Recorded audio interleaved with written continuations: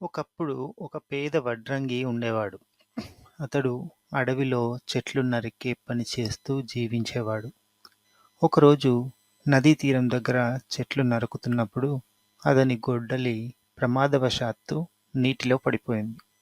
ఆ నది లోతుగా ఉండడంతో అతడు గొడ్డలిని తిరిగి తెచ్చుకోలేకపోయాడు.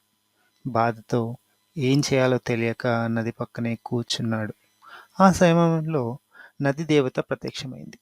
అతను ఎందుకు విచారంగా ఉన్నాడు అని అడిగింది. వడ్రంగి తన సమస్యను వివరించాడు. తన గొడ్డలి నీటిలో పడిపోయిందని ఆవేదన పడ్డాడు. దేవత అతని పట్ల సానుభూతితో నీటిలోకి దిగి బంగారు గొడ్డలిని తీసుకువచ్చి ఇచ్చింది.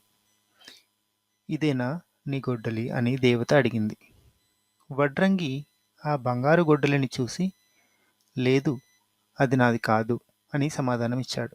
దేవత మరలా నీటిలోకి వెళ్ళిపోయి ఒక వెండి గొడ్డలిని తీసుకొని వచ్చింది. ఇది నీ గొడ్డలేనా అని మళ్ళీ అడిగింది.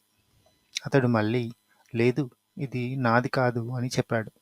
చివరికి దేవత అతని తామర గొడ్డలిని తీసుకువచ్చి ఇది నీ గొడ్డలేనా అని అడిగింది. వడ్రంగి ఆ తామర గొడ్డలిని చూసి ఆనందంతో అవును, ఇదే నాది అని చెప్పాడు.